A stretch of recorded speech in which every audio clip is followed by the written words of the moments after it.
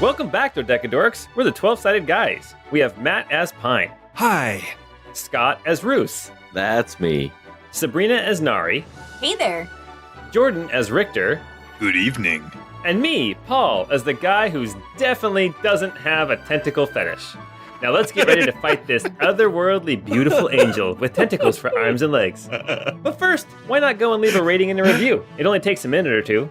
And don't forget our shop for some great 12SG gear. That's how I'm shortening it now. And if 106 episodes just isn't quite enough content, then go and check out our Patreon for some bonus content, including chats about character level ups, outtakes, and a wiki and maps. Anyway, if you were surprised when the rumored snakes guarding the exit of the water cavern turned out to be the tentacles of Octomam, then this podcast is for you. It's the Crystal Codex, episode 106.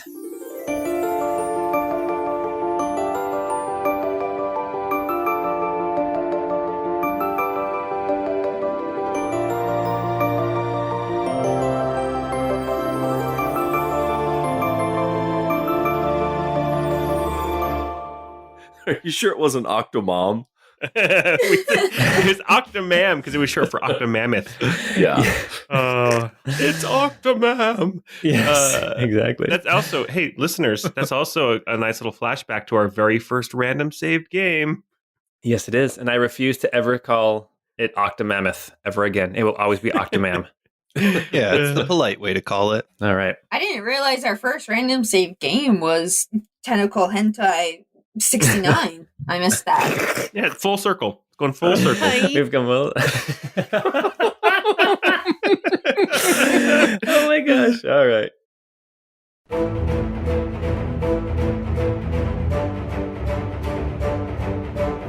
Oh, great.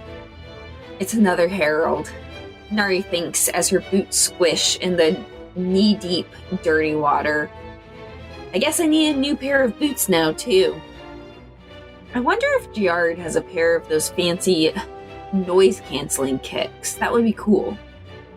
A sudden thump against her calf brings Nari out of her thoughts. The culprit appears to be some piece of debris. Maybe it's the remnants of a door?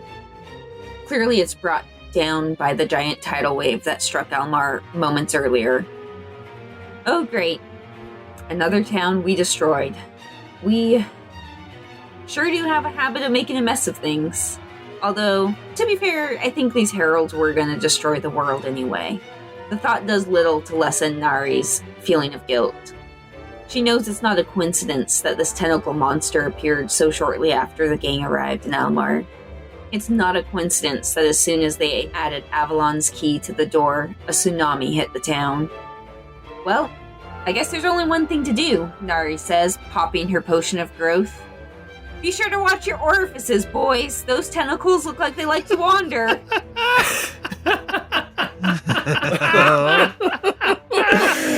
Maybe I do, and maybe I do.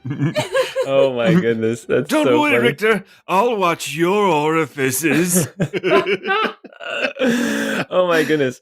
Well, welcome back here underneath the city of Almar in actually the chamber of Amavi, the Herald of the Mind, which recently was flooded, again, just like as Sabrina said, by this tidal wave that struck the city, filling this chamber up to the thigh with muddy, debris-filled, dirty water, salt water coming in off of the bay. Nari has downed a potion of growth and is standing on this ziggurat here in the middle of the chamber. Oh, also, when the waves came in and it knocked them all around, they actually took some damage, some of them did. It also knocked down that inner wall that was separating the ziggurat from the rest of the room. So now the room is actually more clear, but it's full of water. We have Nari standing on the north side of the ziggurat next to Pine.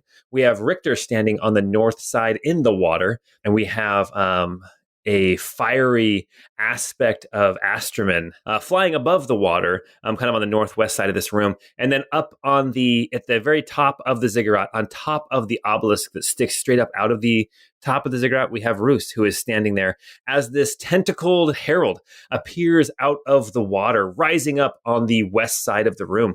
We have this kind of feminine form, but all pink. Just skin is like the color of a squid, with these where arms should be where the arms should be are It's a squid. And it's where a the squid. head should be, it's squid.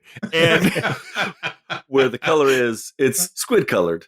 head and torso are very feminine in shape, but then the arms are clusters of tentacles, and where the legs are basically from the waist down is just this mass of tentacles as it rises Well, up out of the On water. a scale of 1 to 3, how hot is this tentacle monster?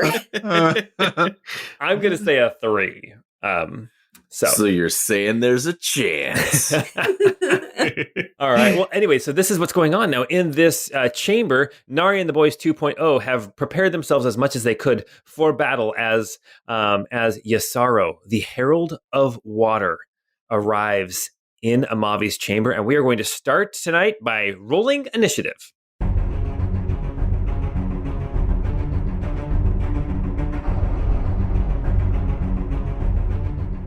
woo.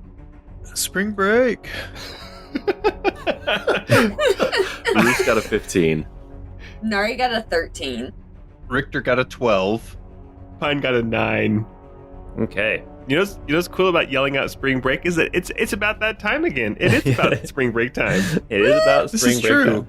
So here's what is happening. We have Nari and the Boys are kind of in the middle of the room with Richter a little bit more to the northeast and his aspect further to the east. And we have Yisaro coming up out of the water on the west side. Starting at the top of the initiative at initiative 20. Who would like to roll a d4 for me? Wait, did Yisaro bring their own layer with them? Who would like to roll a d4 for me? I rolled a d4 and I got a 4. That didn't work out to me last time I had to roll a d4 for something random in a fight. I Okay. don't like this. I don't like this. On initiative 20, popping up around Yisaro, you see something kind of familiar, actually. Pine, you recognize these beings. You see 4 of these kind of feminine forms made of water rise Great. up out of the water. And you see 4 of them, 2 to the north of Yisaro and 2 to the south. And the 2 to the north look at each other and merge. They swarm up to each other and merge and form this larger creature, this kind of tortoise made of water. Big jaws, slashing fingers. And the same thing happens with these 2 smaller water weirds to the south of Yisaro. They form together and their feminine forms change into this massive tortoise shape. And you see these large water elementals surrounding Yisaro. And they actually have already rolled initiative, and their initiative is a whopping 4, which now brings us to Yisaro. Are these realistic depictions of Kanazo? Technically, the name is not Kanazo in the remastered versions, but yes, it is Kanazo from Final Fantasy 2/4. I always liked Valvolus. Yes, I did too. Okay, it is now at initiative 18. It is now Yisaro's turn. Yisaro is going to actually from right where Yisaro is. Okay, did we say that those guys look like Ninja Turtles almost? They've got like shells on their belly. They do look a bit like Ninja Turtles. Donatello! Michelangelo, go! Yisaro rises up out of the water as the tentacles that make up her arms whip around her head, and then they come down in like an underhanded pitch. They drag through the water and they fling a spout of water straight at Pine, Nari, and Richter, hitting all 3. I need you all to make strength saving throws. Ooh. Difficulty 18. Oh. Nari, you get to add a +5 to that. Oh, man. I got a 7. That was a 27 with that. Or wait, with a +5 would be a 32. Oh my gosh. Richter got a 14. Okay. So here's what's going to happen. Nari, you are going to take half damage and you are not going to be moved. And Pine and Richter, you are both going to take 9d10 worth of damage. Oh. That is 56 damage. Wow. You are both Goodness. pushed 15 feet straight back away from Yisaro. And instantly, I am down to a quarter of my health. Yeah. Jesus. So Nari would have taken 28 damage. Also not great, but better than everyone else. I don't like this person.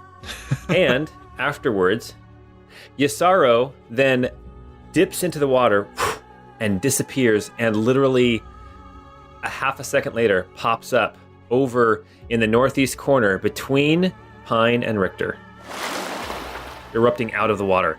And that is Yisaro's turn.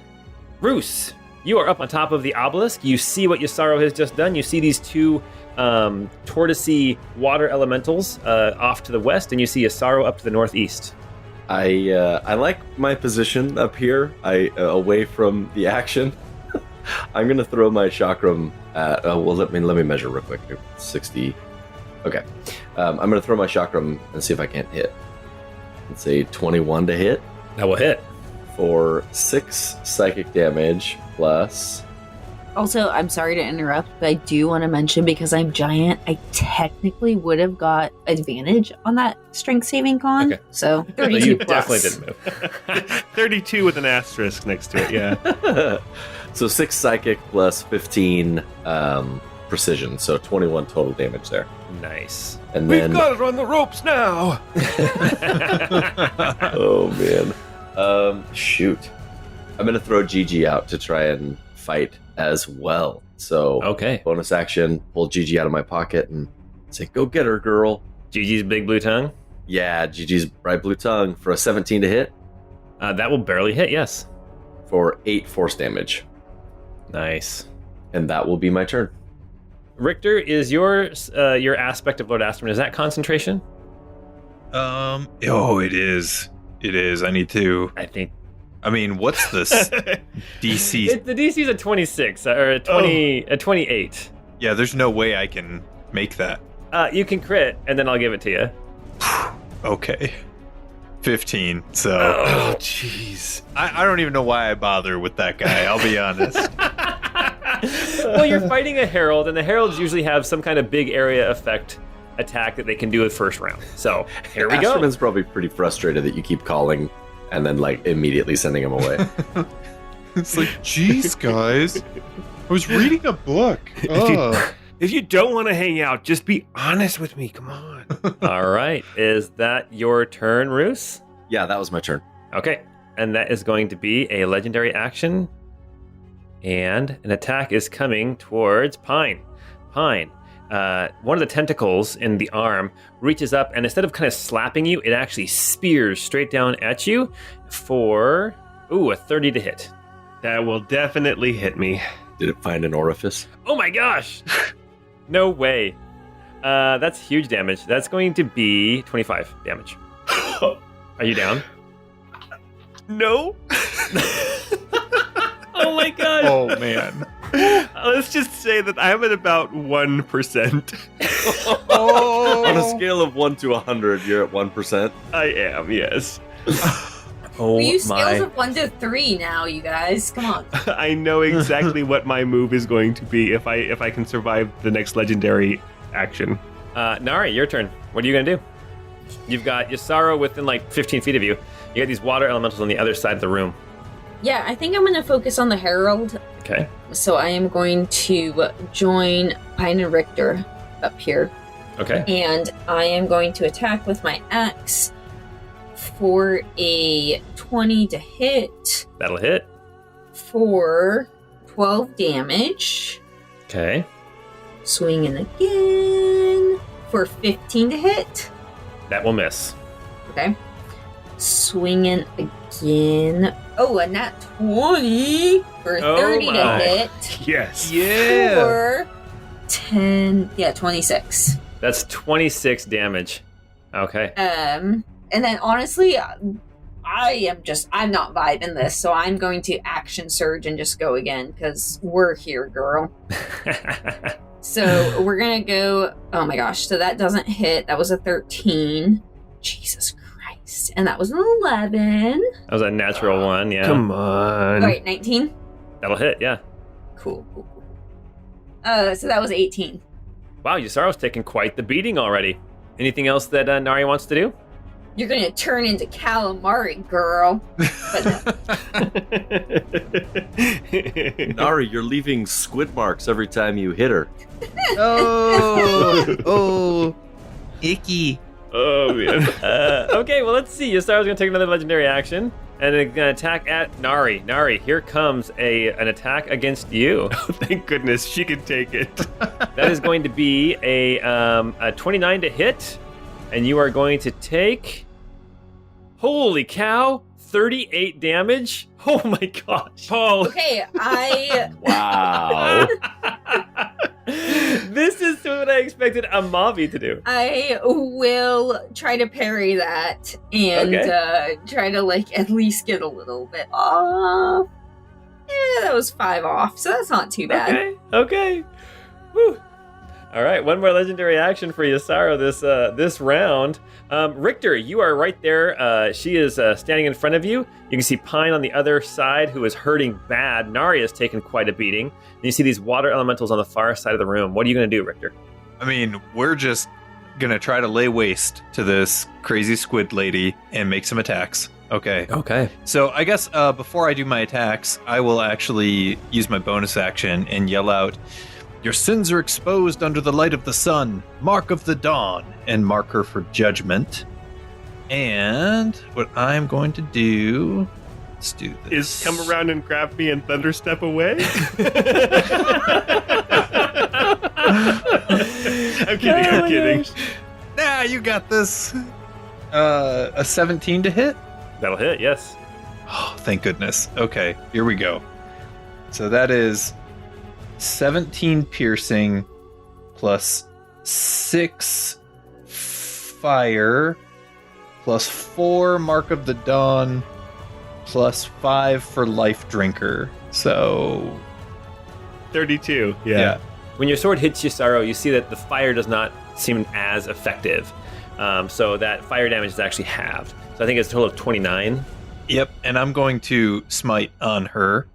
Okay. Thank goodness. For another 19 plus 15 damage. 34 damage. 34 more damage. Oh my goodness. And I'm going to attack again. Okay. How's she looking? Oh my gosh. Oh my Nat gosh. 20, 29. Man. Oh my goodness. I'm Oh nuking this my lady goodness. right here. Oh my goodness. It's go Okay. time. I'm gonna. Okay. Calamari. All right. Did you plan to have this fight be an entire episode, Paul? Well, let's see this. Let's see this. You Okay, figure out the so- damage. Have the fire damage. Yeah, so But, 15 piercing, it would be 5 fire damage. We'll have that down to 2, right?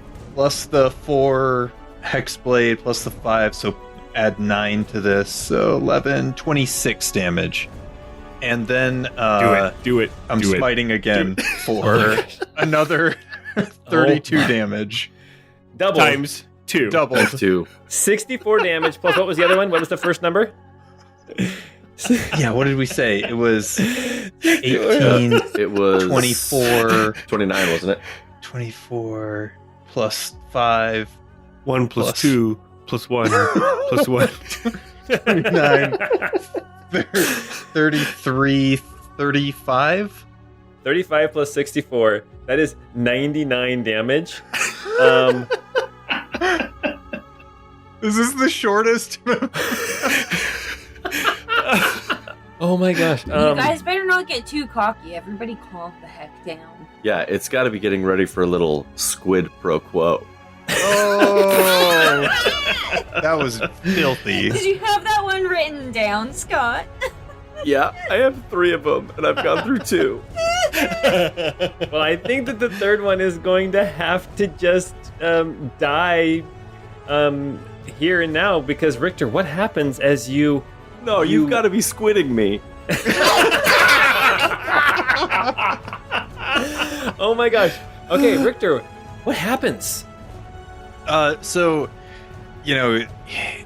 his water up to his thigh, Richter pulls back and thrusts forward with his flaming Kinnig's S-stock, buries it deep into her tentacles, and there's this burst of energy that starts to tear her apart, and quickly he pulls back and thrusts deeper, lunging forward, and with a kind of piercing crack of energy, it explodes inside of her. Just this Dude, warm... so phallus. Can we maybe pick some different words? He just reaches his full potential. He just erupted. Oh my erupted Oh my with gosh. his throbbing, fiery sword. Oh my The gosh. fire just pulsing through. Okay, can we get another take on that? That's PG-13. He just stabs her real good 2 times, and that's it. Okay. Just a 2-pump jump, you know. And Oh my gosh. Oh my gosh. This is okay.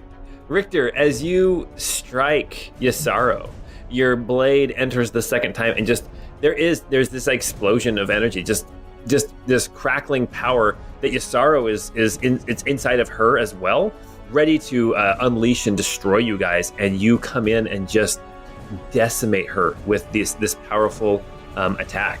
And as you strike her and she explodes I've into also pieces. decimated a woman or two in my time with my powerful attack. As she explodes into pieces, you guys are showered with these like rubbery pieces of like calamari, but then as they hit you, they also just kind of splash and then turn to water. Their physical form actually goes from solid into liquid as Yisaro turns to water. And we're gonna cue victory music.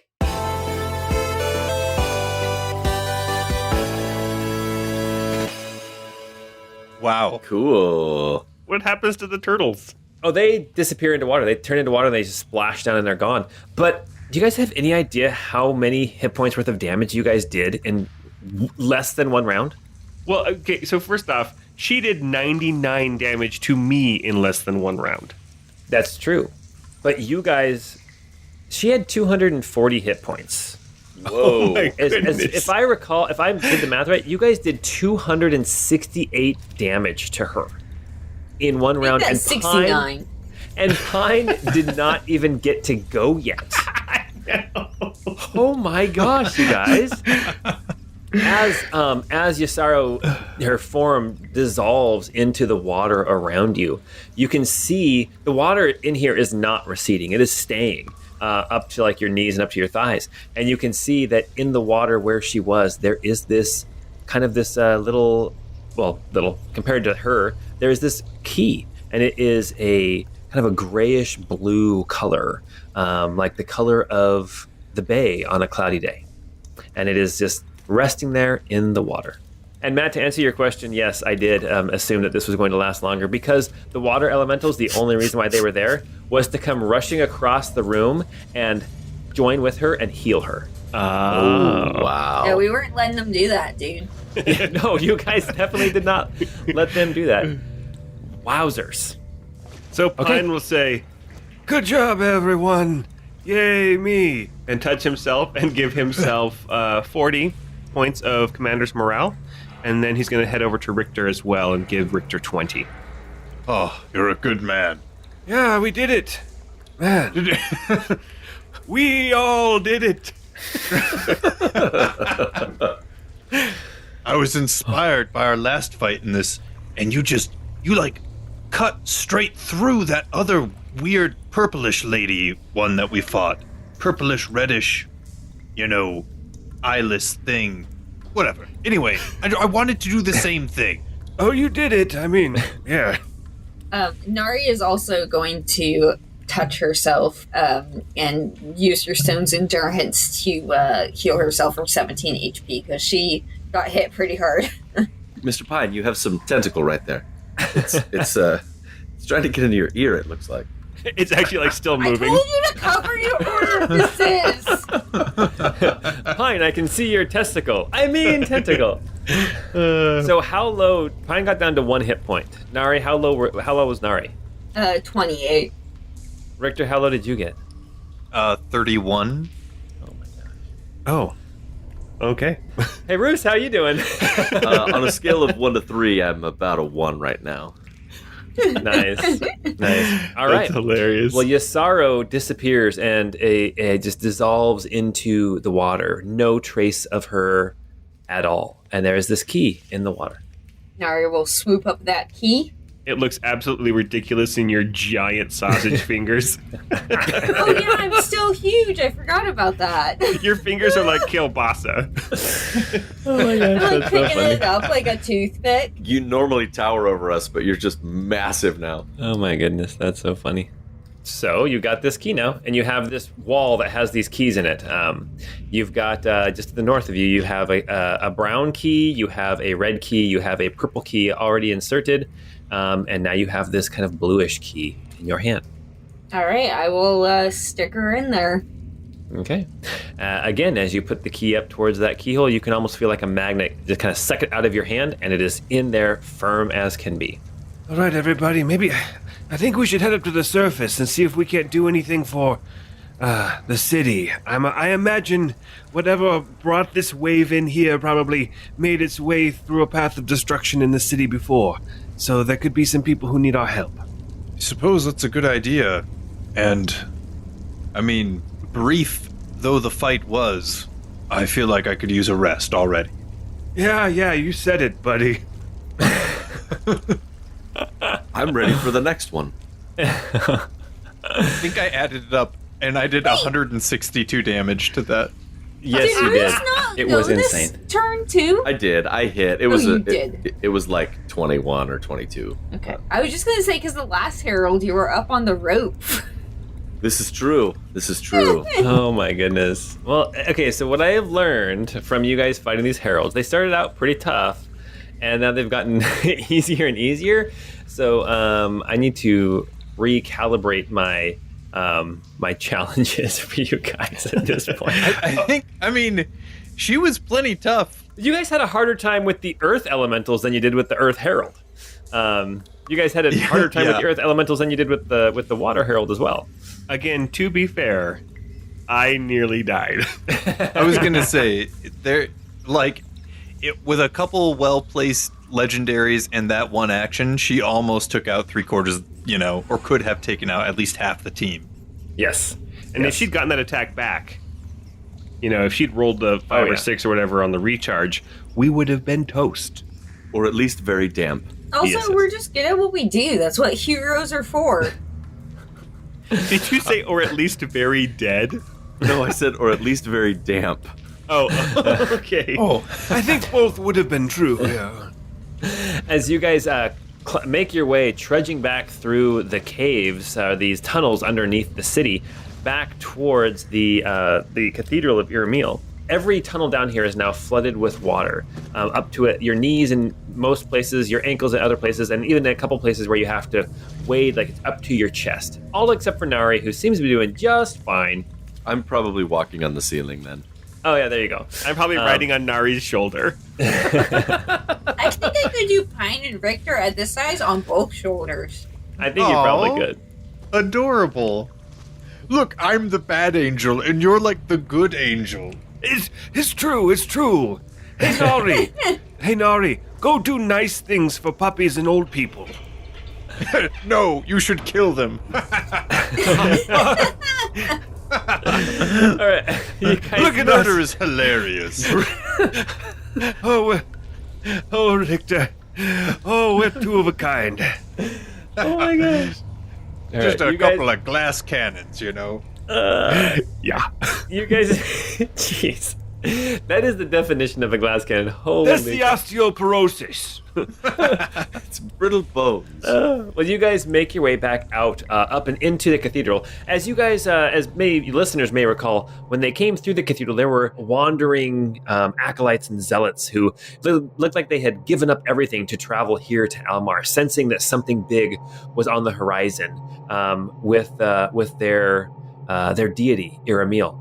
As you arrive back into the cathedral, as you come up through the basement of the cathedral into the first floor, you can see that there are still some acolytes here in the cathedral, but many of them are actually on their knees in front of this large statue of Iramil, and they are praying. And there are also fewer acolytes and zealots in here than there were before you went down there. As you kind of come out, you can't help but hear the chanting of these zealots as they are prostrating themselves in front of this statue, calling out, "Oh, Iremil, we see that the time has come, and what will be, and shall be now," and that kind of thing. They continue this chant, this rhetoric. It's all kind of mumbled on top, one on top of the other. There's no set prayer or set kind of dogma that they are spewing, but they all have a similar message, and that is, the time is now, and we see that the time is now. As we walk by, do we see them, do they notice us at all, or are they, entranced? You can tell that some of them can sense you're passing. A couple of them actually look at you, but they keep just spouting out all of these sayings about inevitability and about Iremil, and then they go back to bowing and praying to this statue. Pine will say very loudly for all of them, "Don't worry, we took care of the problem, but you're going to want to call a licensed plumber."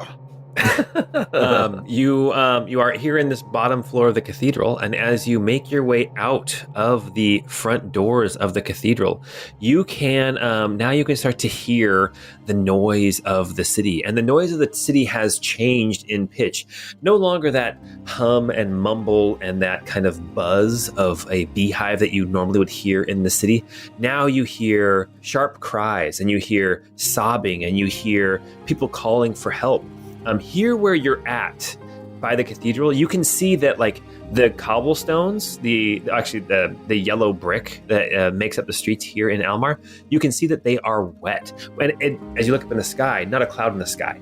So your thoughts about the tidal wave or the water coming with the Herald, definitely something did happen here to the city. It looks like the houses here around the cathedral are okay, just that maybe an inch or two of water may have kind of sloshed over this far into the city. But as you look north and east towards the bay, you can see where the skyline of the city used to have houses and buildings dotting it. You can see that it seems to be there are buildings that were standing that are no longer standing. You can see that in places, as you kind of look through alleys and down streets and corridors, you can see there are places where debris has kind of washed up against buildings. You can see doors and things that have floated down from closer to the bay.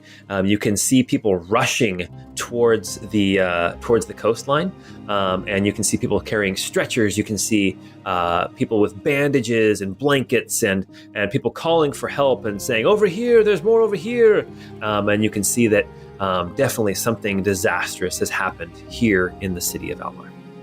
Pine will spend the next 10 minutes summoning Crumbles, and will want to have Crumbles act as a beast of burden to help move rubble, free people, carry people who need to find medical attention to places of refuge, all that. Okay. Yeah, I think Richter would probably immediately start acting as well, trying to clear rubble, start helping people. For Richter and Pine, I want you guys, one of you make a charisma check with advantage, as you two are both kind of using your natural leadership skills to kind of help take charge and organize to actually maybe make a bigger difference. But while you're doing that, Roos and Nari, what are you guys doing? I think Nari was actually hoping to kind of survey more of the damage, so okay. I would keep walking towards the ocean and just trying to see the amount of destruction that was done. Hey, Jordan, I was going to suggest each of us roll, but it looks like you rolled with advantage and got terrible rolls. We could go with yours. That's fine. I'm pretty sure we both rolled at the same time. It's just you rolled with advantage and I didn't. I imagine Richter's making just really bad jokes about it, oh, a little bit wet today, huh? Tut, tut, looks like rain. Who brought their swimsuit? Oh my gosh. Okay, so Pine and Richter, you guys are just kind of helping right there where you're at, as Nari kind of walks off by herself. I'm heading towards the bay, and Roos, what are you doing?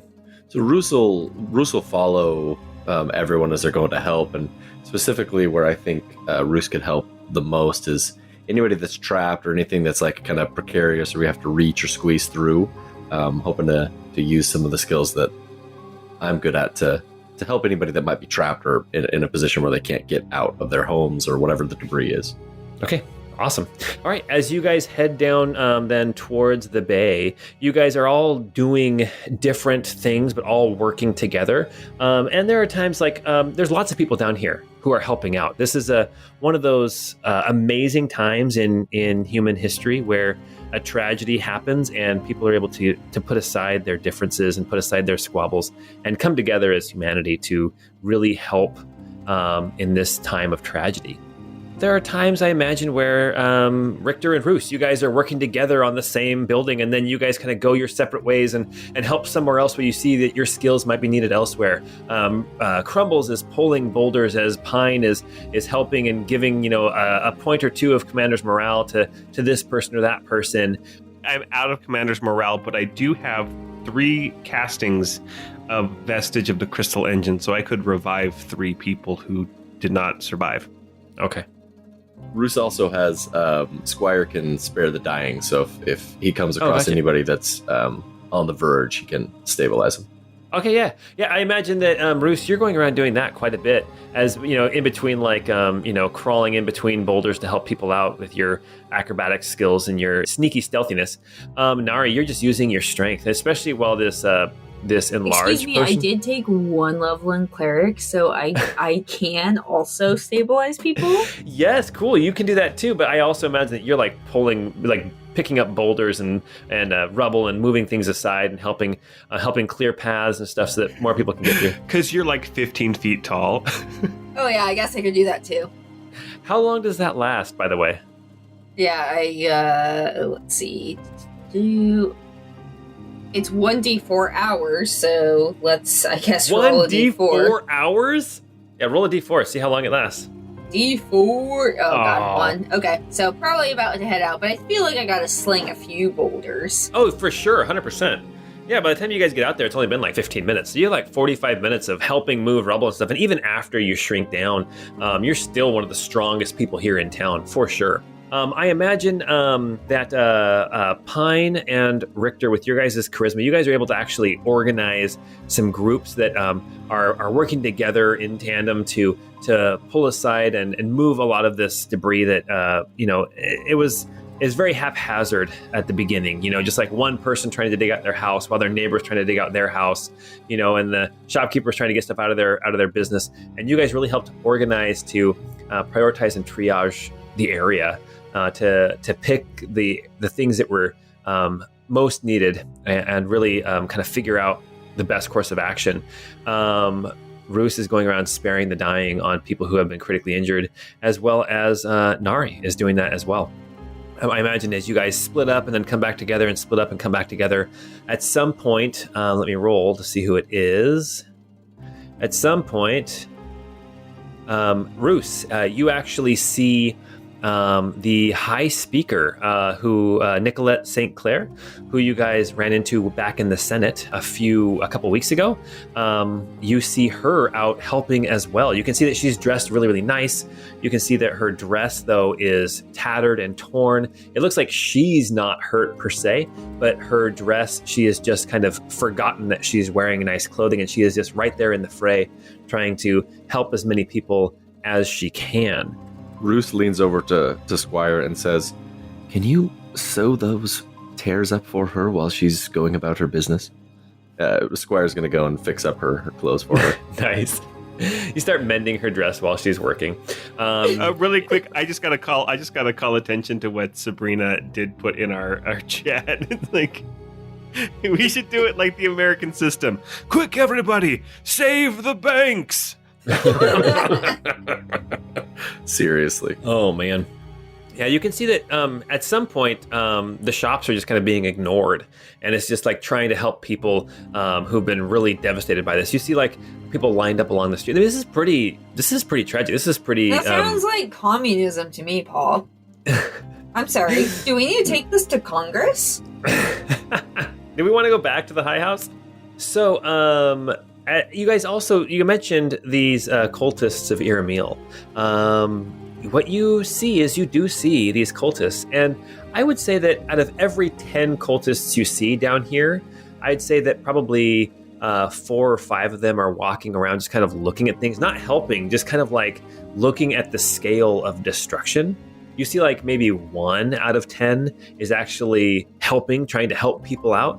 And then you see probably another 4 or 5 out of 10 that would be staring off at the bay. And some of them kneeling, some of them crying, some of them screaming up at the sky, calling for Iramil and the inevitable. And so you see that at least half of the cultists down here are continuing to be very zealous in their worship. If Nari went up to one of them and just asked, like one of the people who was kneeling and crying, like, "Hey, can we help you? Oh my gosh, are you okay? Can we help you? I just want to get an insight into their brain." Into their brain? And then this woman looks up at you with tears in her eyes and she says, "Can't you see? It's happening. The inevitable finally is here." And she glances back out at the statue, this giant statue of Iramil out in the bay. She says, "It's almost time. It's almost time for him to come. It's time for the inevitable. It's time for the end." And then she ignores you and starts calling out, "We are here for you, Iramil. We await your presence." She's going to be so disappointed when we kick his booty. As you guys continue to work for hours, I want everyone to make a perception check. We're going to give this to the highest person, to the highest roll. Pine rolled an 18. Finally, a high roll. Oh, I got high rolls on the damage against me. Nari rolled a 20. Roos got a 16. Yeah, and Richter got a 13. Okay, Nari, as you are kind of walking around looking at the destruction and talking with these cultists who are kneeling down, gazing out at the statue, you look over kind of on the other side of this. You're kind of down by the wharf where the docks used to be, that are now totally destroyed and decimated. You can see ships have been pushed up onto the streets as the water lifted these ships up out of the bay and smashed them up against these houses and buildings. You see other ships are out floating upside down out in the water. Some of them have just have sunk completely. But you can see that there is this group of people that are working there by the wharf. They're all different shapes and sizes, but they all have well-made swords at their hips.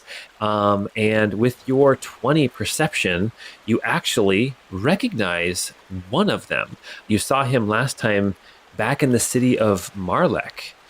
You recognize Master Saman, the high priest at the temple of Lord Laramie, the one who helped Roos as he was trying to break free from the curse of those swords he had taken from Lord Laramie himself. You see him working alongside these other 5 swordsmen as they are going through and helping kind of move rubble and helping haul people out of the way. You can see that Saman will go along, and every once in a while he'll touch somebody on their forehead, and you can see a little wound close up, that kind of thing. Nari will kind of nudge Roos and say, Isn't that Master Seaman? Jeez. From Marlek? Yeah, Roos, you look over there and you do see Master Saman. Oh, I'll make my way, through the difficult terrain over to him. Yeah, Nari will too, and just kind of whispering, I wonder what he's doing here. This seems a little far from home for him. Are we all there, or because you said we have kind of gone our separate ways? Yeah, you guys are all kind of split up. I'd say Nari and Roos are close enough that Nari just grabbed Roos. But Pine and Richter, you guys are close. You guys maybe a block over. Maybe Roos, Pine, you're maybe a block further west, and Richter, you're probably a block further south. You guys are all in the same general area, but definitely split up. The Squire would be running messages for us, of course. Okay, yeah, cool. For at least 2 hours. I don't know how long we've been here, though. I rolled the 2 on the D8. Okay, we'll say that after this, now he's going to be done. Because you guys have been working for quite some time. That means no short rest or anything at this point. Okay. Pine will tell Crumbles, it's all right, Crumbles, help them with whatever they need, okay? And then I'm going to go see Master Saman and leave Crumbles there to continue to help. Awesome. Yeah, I think Richter would probably start making his way that direction. As you guys kind of approach where Master Stamen is working, you're a little bit further to the west of the Imperial Palace, and as you look over at the Imperial Palace, it is actually set up on a hill. The Imperial Palace looks like it actually survived the tidal wave relatively well. It looks like the water may have gone over the walls a bit, but didn't get hit nearly as hard as these lower parts of the city. Anyway, yeah, you see Master Stamen is working there. He's actually in the process of talking to somebody, kind of putting his hand on their forehead, whispering something to them, and then he stands up, kind of brushes his hands off on his pants. As I recall, describing him last time, he's got dark hair. He's got like a dark mustache and goatee, tan skin. As he turns to find somebody else to help, you guys recognize him and see him, and he has still not seen you. Well, Roos, I feel like you knew him best. Maybe you should go up and approach him. Yeah, I'll go up and say hello. So Roos will walk up and say, Master Stamen, it's been a while. How are you? He turns at your voice and he kind of like he squints a little bit and he's like, oh, Roos, what?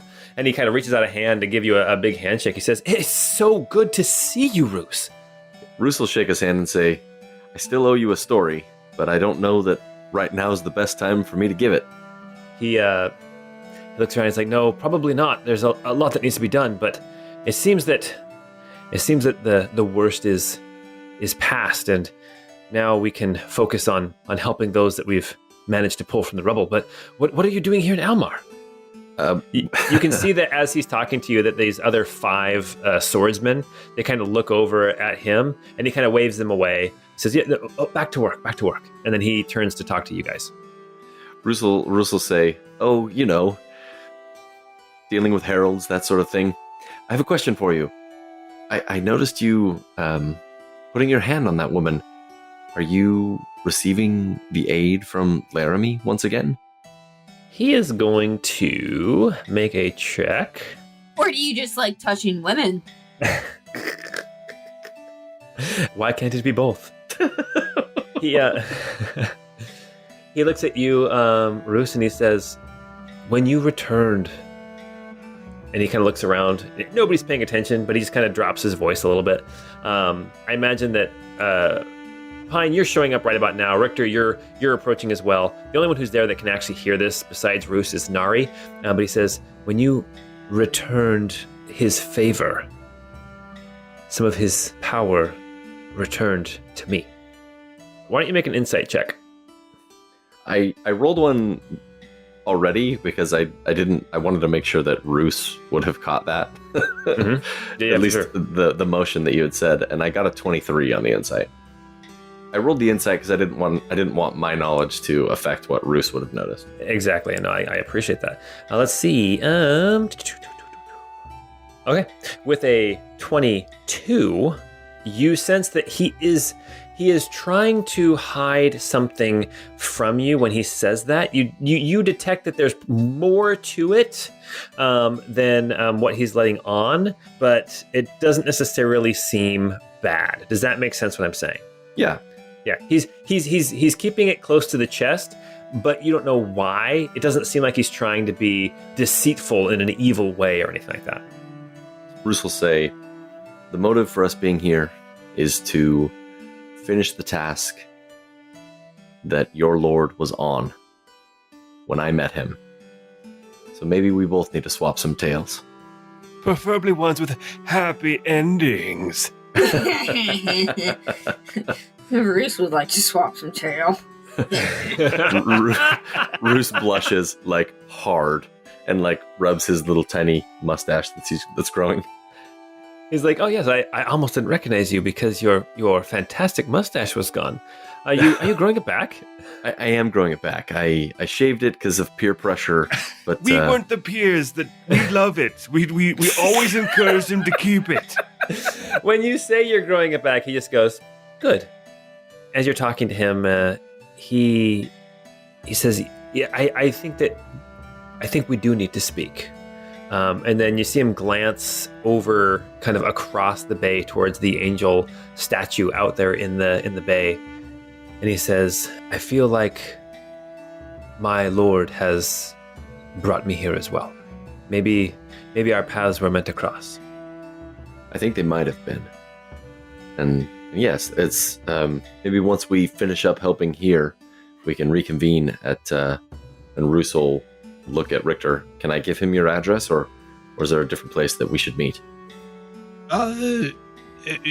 You could give him my address. It's fine.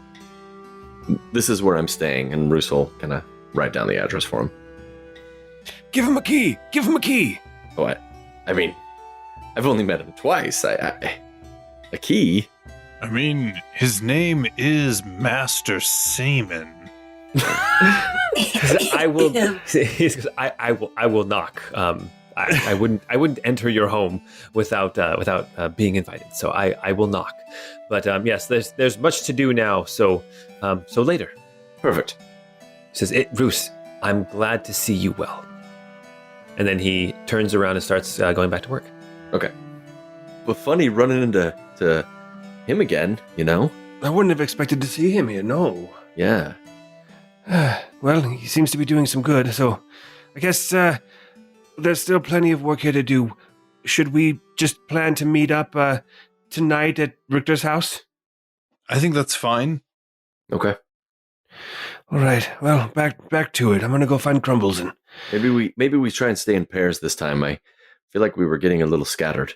It's true. Nari swoops up Roos, like in her own baby style, and is like, hell yeah, let's do some pairs. I don't know why I said that like that, but yeah.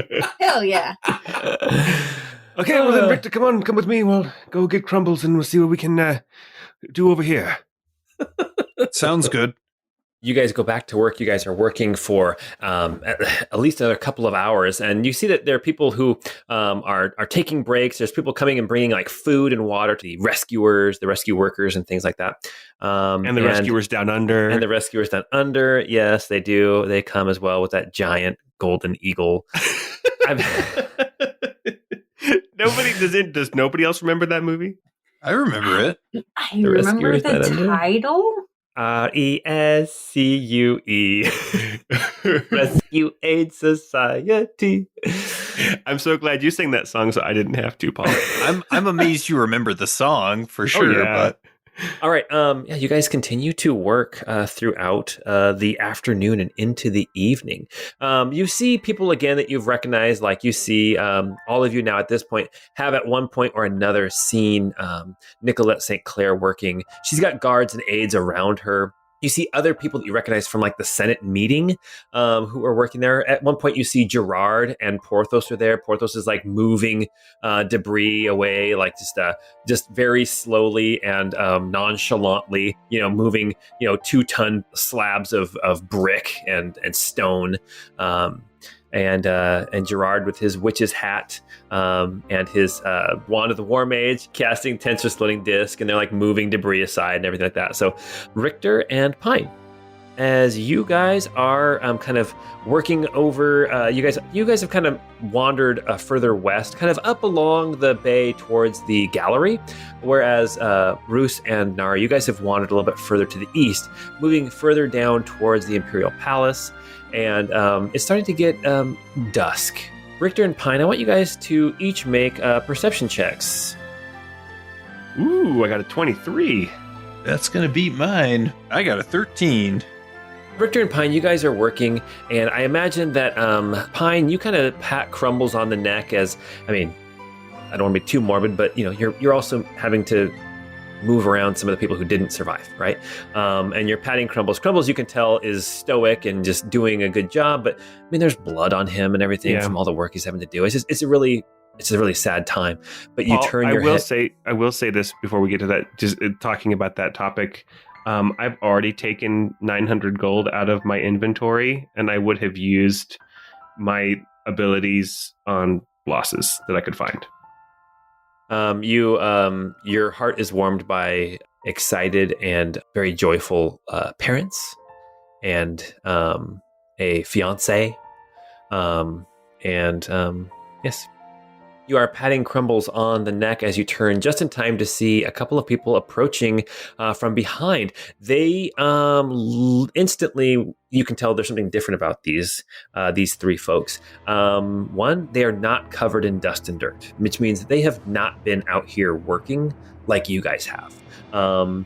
Two of them are robed, and one of them is quite muscular as they approach. And when you turn and see them, you instantly clock and recognize these guys look like First Swords members. Who, if you don't remember who First Swords are, they are the henchmen of Bartos, the headsman, the former mafia leader of the city. Basically, as far as you know, Bartos used to run this city clandestinely as this mafia, leader. Now, you can only assume that what happened at the Senate a couple weeks ago, he has begun to get some pushback against him from members of the Senate. And now you see three of these members of the First Swords approaching you. They see that you see them, and they stop in their tracks and are looking at you, Pine. I'll just I'll nudge Richter, and I won't stop doing what I'm doing, and I'll say, if you really care about this city, make yourselves useful. And I'll keep doing what I was doing. But I'd have nudged Richter so that he sees them as well.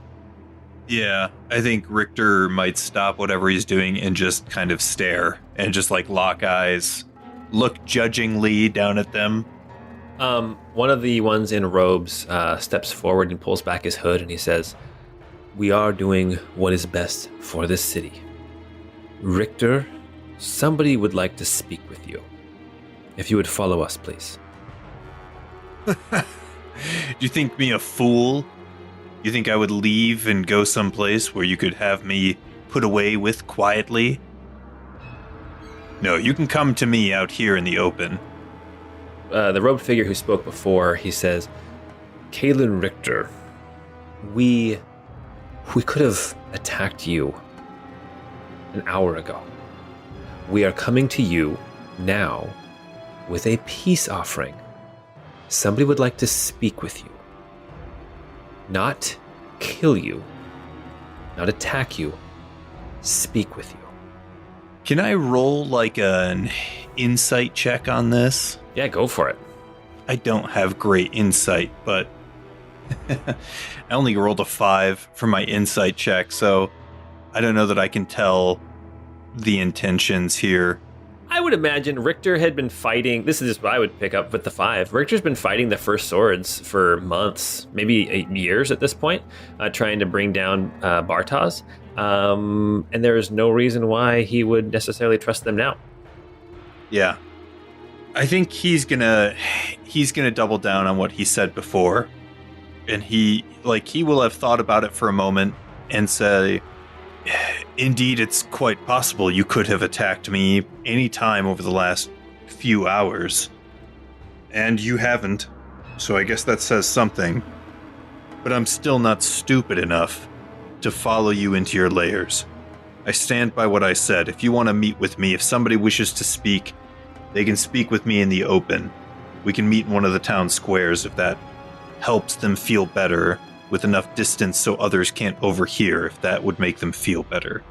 The robed figure who was speaking to you before, you can see him get a little bit hot under the collar. And he says, "Now you listen to me." And then the big beefy boy puts his hand on his shoulder, kind of pulls him back. And then he looks at you and he says, "You name the place." How about in front of the Opera House? We had fun there last time. Why not meet there again? Fitting. Midnight? Very well. And when I see you again, your hands better be dirty. Yeah, they better be downright filthy. He says, "My hands haven't been clean in years," and a tear escapes his eyes as he turns around and walks away with his head hung low. They turn around and they leave. They do not stop to help lift rocks or boulders or anything like that. They leave.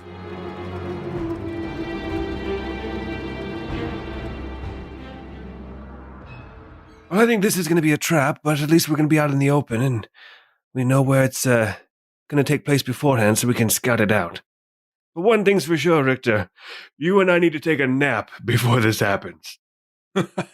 Yes, very badly. All right. Well, you guys were going to meet Master Saman over at Richter's house, probably sometime after nightfall. Hey, Paul, one of the things that I would do is if we're going to be heading toward Richter's house and like calling it a day for right now because we have these other things going on, Pine would look for a place that looks like it is getting a lot of attention currently. And since it's nighttime, I would use my red candle to put an area of daylight over it so that people can continue to work to dig people out or whatever needs to be done. Okay. Yeah, and that's easy enough. The place that has been definitely hit the worst, there are basically two areas that have like docks. Almar's kind of built up on a cliff, but it kind of there's places where that cliff gets lower and lower, and then when you get down to the actual docks, then it's pretty much at sea level. And those places down there have definitely been hit the worst. So on either side of the Imperial Palace is where it's been the worst. So you make your way back kind of towards the Imperial Palace, and you pull out your red candle. You cast daylight. How long does that last? An hour? Yeah. Okay. Very good. Yeah, people are able to now continue to work and continue to dig through this rubble as Roos and Nari, Pine, and Richter will say this. You've reached the point. I'm not trying to tell you guys what to do, but you guys had a fight with the Herald who nearly took you guys out. You guys have been working all day long to help clear out debris and rubble. We're going to start having to make constitution checks for fatigue. If you guys want to keep doing this, or if you guys want to go do something else, then we can let that pass. I mean, I'm ready to snooze. I mean, I would leave Crumbles out there helping with whatever like work party is still going. Okay. But I would go try to take some rest before meeting with whoever. I'm assuming Bartosz, but who knows? Yeah, Richter would do the same. Okay. You guys, as you leave Crumbles, I imagine as you've been working with different people throughout the night, throughout the afternoon and into the evening, there was this young teenage boy who was really just kind of giving it his all. He seems just like a really good guy. You actually talked with him a little bit throughout the day, and Crumbles, you kind of put Crumbles under his charge, I would imagine, to continue helping as long as Crumbles can. As then you all start making your way back towards Richter's house.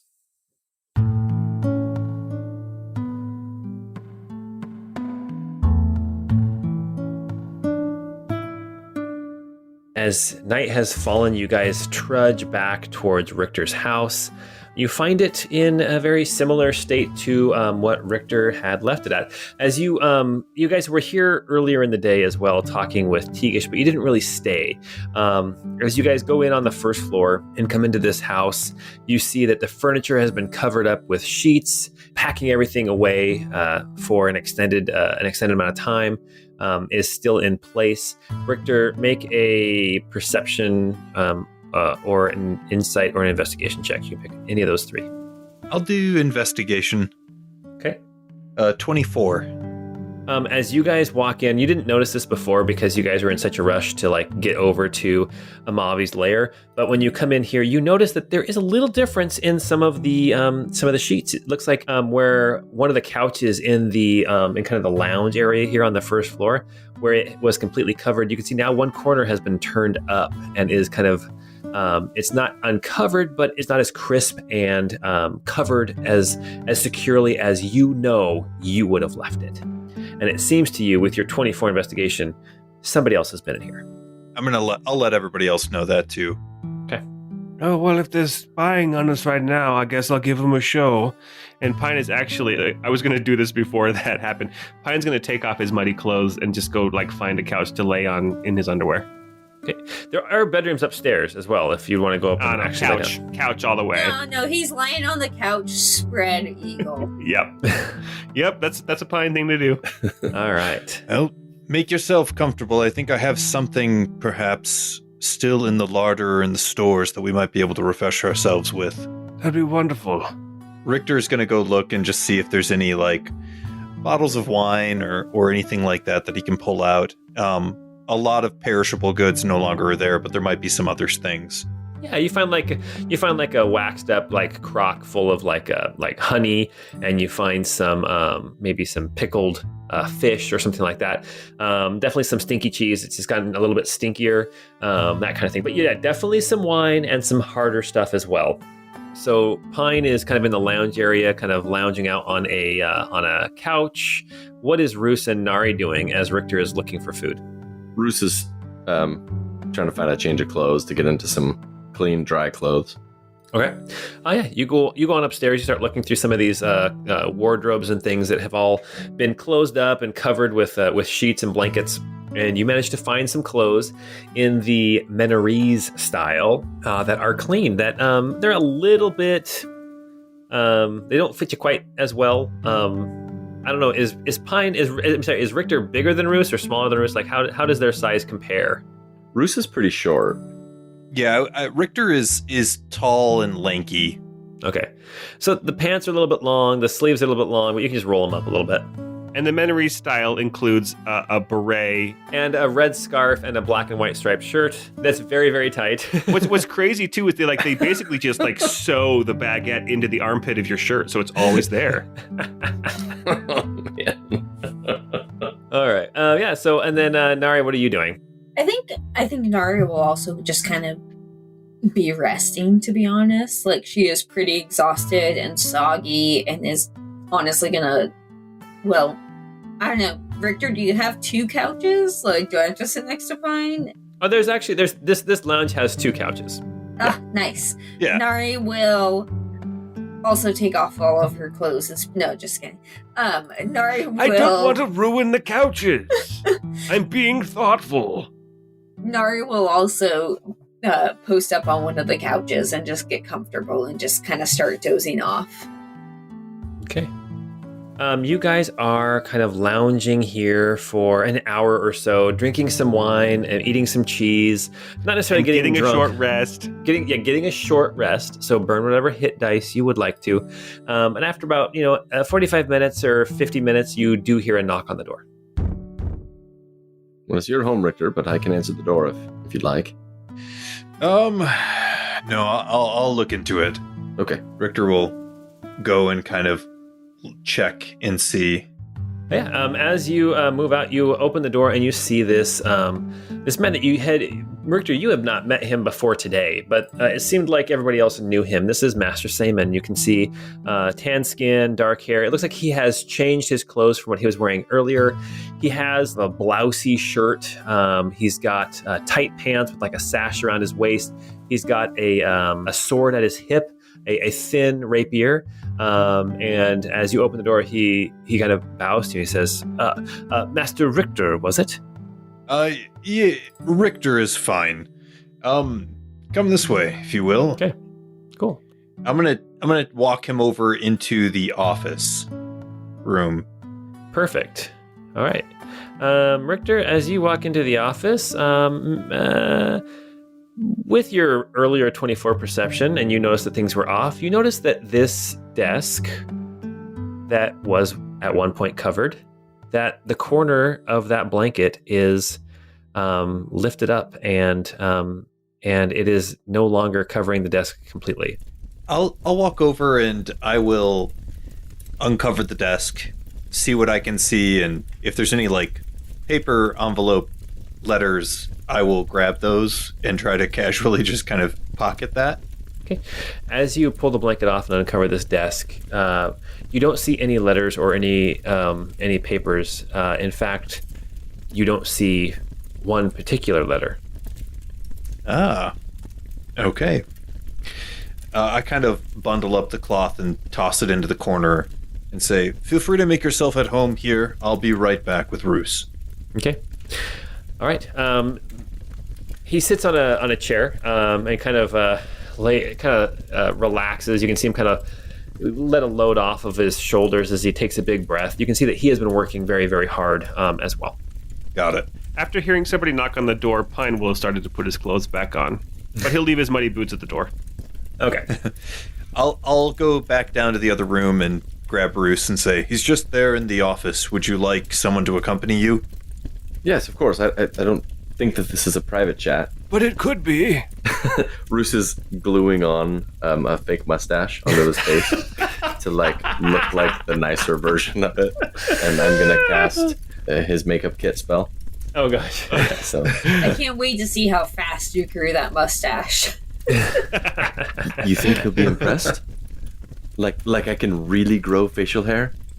All right, you guys all kind of wander. Who's all going in there? I know Roos is. Yeah, did you invite us all, or was it going to be more of a private conversation? Anybody's welcome to come. Well, I'm anybody. I guess I'll go. Yeah, Nari will also haul her ass off the couch to mosey on in. You guys all just kind of move just a little bit further into the house. In the next room over, basically, is this office space. It's quite a large room. It's got this big, elaborate carpet on the floor. You can see there's a shield on the wall that actually has the Richter coat of arms emblazoned upon it. You can see there's this nice desk on the far side of the room with a window behind it. Some tapestries and paintings on the walls. There's some bookshelves with a couple bottles of wine that are kind of tucked in between some of these books, so that Richter would have, access to a drink wherever he was at. And sitting in a chair in front of the desk, you see Master Seaman, and he actually has closed his eyes and appears to be just kind of resting, just breathing calmly and resting after the day's work. Can I bring you anything to drink or eat? I don't have much, but are you hungry? He kind of perks up and says, yes, maybe just a drink. A drink should do me good. I'll be right back. And any bread or cheese or meat or pastry or salad or anything you might have. Yes, just a little something. All we have is foie gras and truffles. All right. Roos, as you enter, he stands up and he says, again, Roos, it's so good to see you. You may not realize this, but your actions have set me on a path you would not believe. Really? Do tell. And Roos will step into the room and say, because I have quite the tale to fill you in on as well.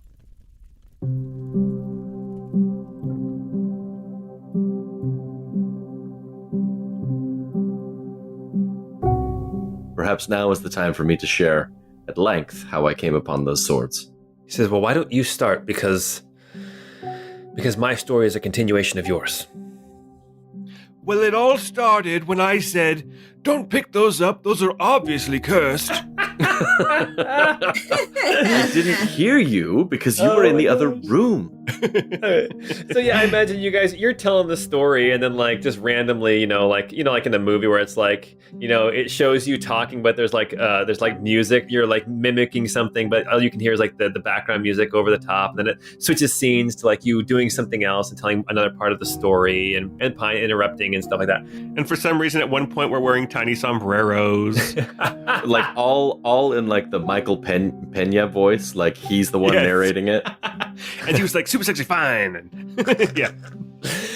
So I just want to know, how much do you tell Master Seaman? What do you leave out? There wouldn't be much that I would leave out at this point. So failsafe and crystal engine and all that stuff?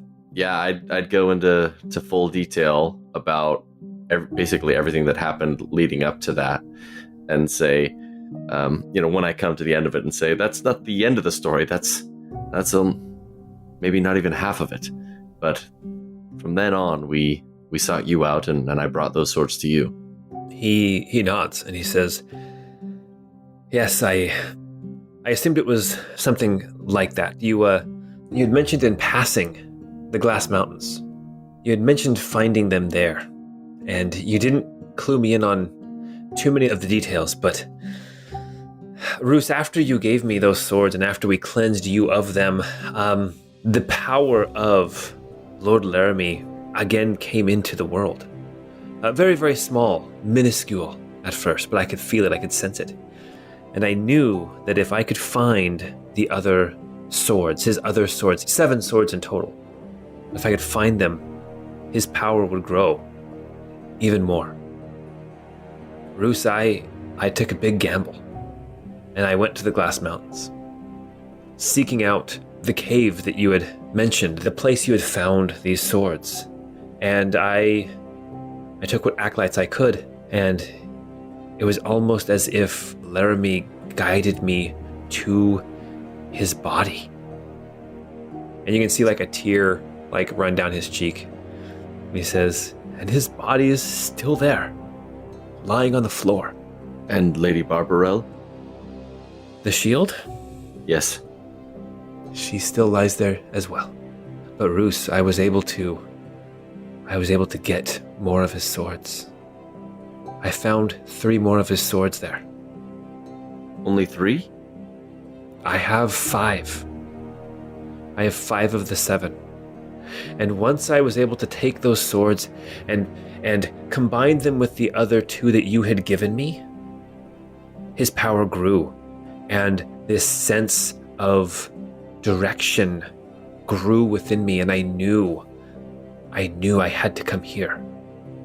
And then you can see that as he's sitting in the chair, he looks kind of off to the north and slightly east here from the house. And you can tell, even though he can't see it because of the walls, he's looking directly at the statue of Aramil. He says, I can feel those last 2 blades. They are here. They're out there. Oh, you were drawn to the blades, not to Aramil. No, I'm drawn to the blades. And now it makes sense. The last 2 blades, from what you have shared with your story, are probably still impaled in Aramil himself. Oh! I forgot about that. Yeah. He was missing parts of his body, too. He'd taken a real beating. Well, you wouldn't have forgotten about that because you already told him that's how he knew. That's true. Because this is what I just told you a moment ago when we recapped. Arithmetic is hard, though. Michael Pena was talking. It's hard to remember exactly what happened. I feel an urgency to get those swords. Should probably take some medication for that urgency.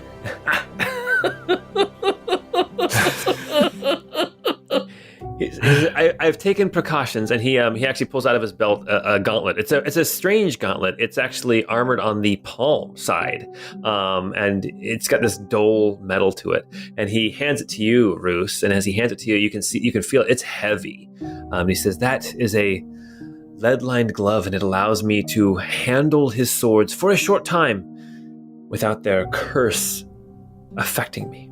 You should lick the glove, Ruth. You should lick it. And I'm very tempted, but he's not wearing it, so I'll I guess I'm not too tempted. What is that supposed to mean? What? Oh, sorry. This is getting hot. So you didn't wield the blades? You simply removed them and stuck them in some sort of container? This statue that you saw, I have it with me, but I also have a lead-lined chest that I keep them in. When I recovered them from the cave, I was able to transfer them from the ground around his body and put them into the chest without any ill effect, and then transfer them from the chest into the statue. The statue is here. His blades are here under constant supervision. You brought everything here. Everything here, yes. And he looks back out kind of towards the statue, says, everything here because everything rides on what happens next. I feel it. Yeah. All of existence is on the precipice of the next, who knows, days, weeks, hours? Woo, spring break! He stands up and he says, Roos, Pine, Nari, Richter, it would appear that our paths are in the same direction, and I would let you know that my acolytes and I, we are with you. So you feel drawn to the swords. Can you, like, how specific is that connection now? Like, could you tell us, oh, it's definitely out at the tower in the bay, or like, hey, surprise, surprise, it's actually, in the university or something? No, it's definitely out in the bay. The closer I got to the city of Almar, the more I was able to pinpoint it. There's a door that we've found that we're trying to amass the keys for to open. We think that it might lead there, but we're uncertain. We got a courier coming bringing us the last key, so... Yeah, it's coming next day, Air. You can see him kind of shifting from foot to foot as he's starting to get a little bit more excited. I can sense Laramie's impatience and his desire for revenge. It is a palpable thing. Yes. The only problem is, of course, is that the very being who very easily defeated Lord Laramie stands between us and those swords. That is true. But we must try. Agreed. Oh, we'll try. Yeah, we'll definitely do it. But I've come to a realization as I was staring at the acolytes of Iramil. And I think I know why Lady Jaffa has put me on this task.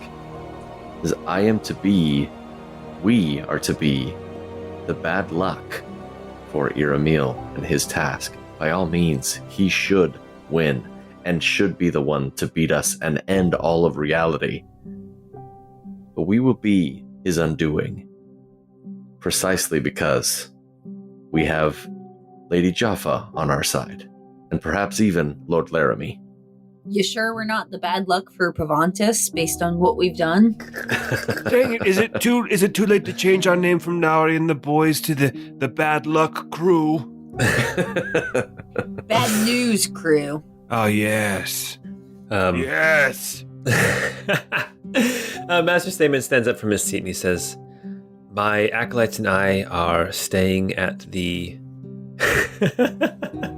Sorry. He says, my acolytes and I are staying at Ye Old Otter Inn, which is over on the west side of town, in the Old Quarter. What? Ye Old Otter Inn? It's a fine establishment. Should you need me, that's where I'll be. It sounds adorable. Sorry, I had taken a mouthful of like ice cubes from my soda, and right when you said that, and I nearly choked to death. He bows to each of you and says, when you are ready to open that door, let me know before you do, for I would be there with you. Oh, yeah, I think the closest we can come to having an actual army there would be, well, for the best. I second that. Well, you have me and you have my 5 acolytes. And you have my axe. I knew it.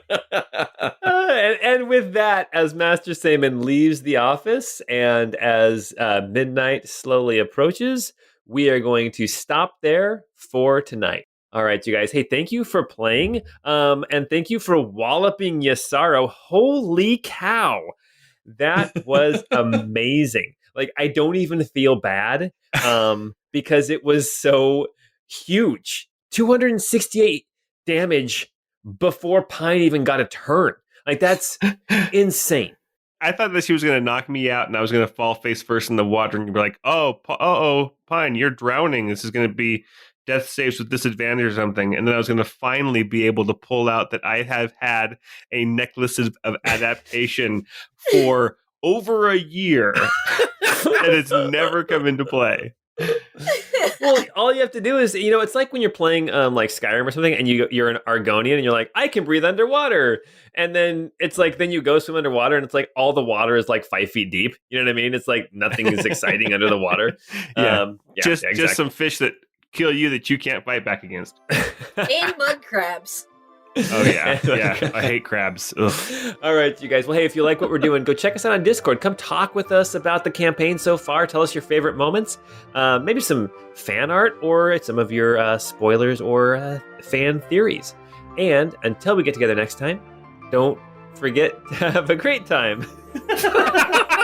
I'm pretty sure that's not what I say, but we'll leave it at that. Night.